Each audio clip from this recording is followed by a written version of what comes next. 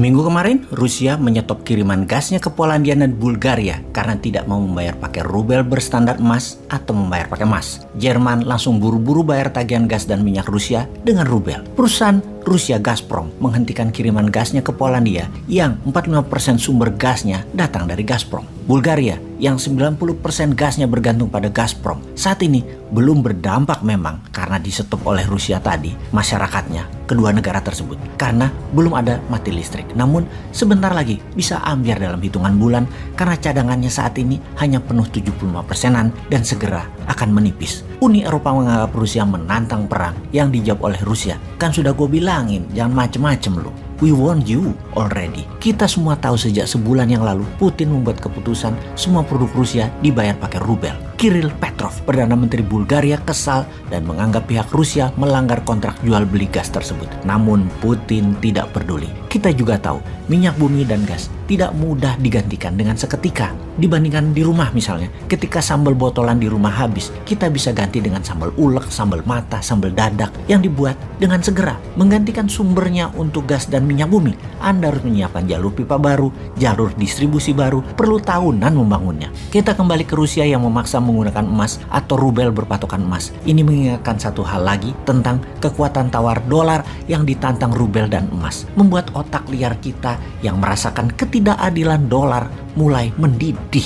Apa kita juga harus pakai emas? Bagaimana sebelum kita putuskan kita membahas sejarah uang dan sejarah emas sebagai alat bayar? Transaksi alat bayar di awalnya menggunakan sistem barter, di mana barang ditukar barang tercatat dalam sejarah pertamanya di daerah Mesopotamia hingga masa kejayaan Babilonia. Pertukaran barang dengan barang yang dicatat dalam sekeping tanah liat atau tablet tadi karena rumitnya menilai sebuah barang yang akan dipertukarkan, sehingga pencatatan pada tablet untuk mengingatkan ada yang kelebihan atau adanya kekurangan di dalam bentuk angka-angka yang juga kalau dilakukan sekarang banyak tidak pasnya. Misalnya, telur ditukar kambing. 1000 telur misalnya, nilai 1 kambing. Sementara yang punya telur hanya perlu sebagian daging kambing. Pada saat itu kerumitan ribuan tahun transaksi terpecahkan dengan disederhanakan catatan bayar di tablet tadi digantikan dengan benda netral bernilai tinggi, yaitu dengan menggunakan kesepakatan bayar menggunakan emas. Awalnya itu di zaman Yunani, sekitar 700 tahun sebelum Masehi,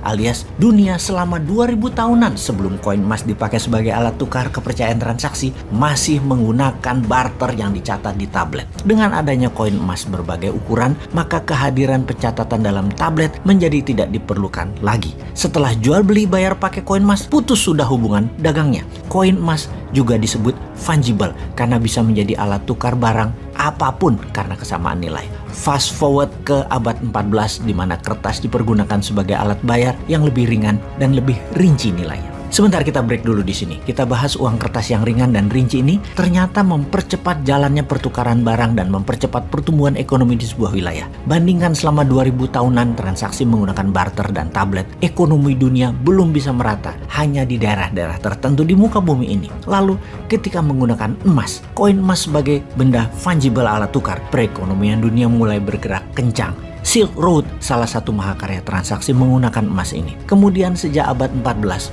dunia meningkat lagi perekonomiannya dengan kemajuan teknologi, permesinan, perkapalan, pencarian bahan baku di wilayah dunia baru, membuat dalam sekejap Eropa menjadi benua termakmur di dunia kala itu karena kemudahan bertransaksi. Di abad pertengahan Eropa yang menjadi makmur dengan cepat karena transaksinya menggunakan kertas juga masih sejalan dengan transaksi yang menggunakan koin emas karena setiap terbitnya kertas ditopang dengan barang fisik emas sebagai jaminan terbitnya uang kertas tersebut, dan terbitnya uang tersebut hanya dari lembaga kepercayaan publik gabungan dari tempat penyimpanan uang, yaitu bank dengan sebuah pemerintahan.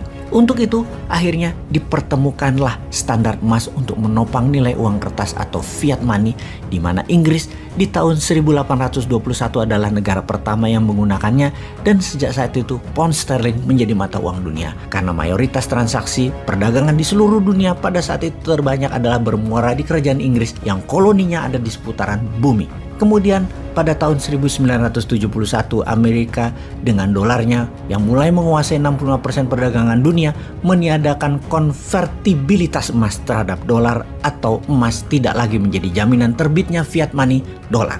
Oke, kita batasi informasi kali ini tentang uang dan evolusinya. Namun kembali mengingatkan, ketidakadilan printing money dolar ini ternyata sedang ditantang oleh Rusia dengan rubel backed by gold, atau bisa pilihan kedua di mana Rusia juga menerima emas lantakan pure 99.99% sebagai alat tukar membeli produk Rusia, minyak bumi dan gas.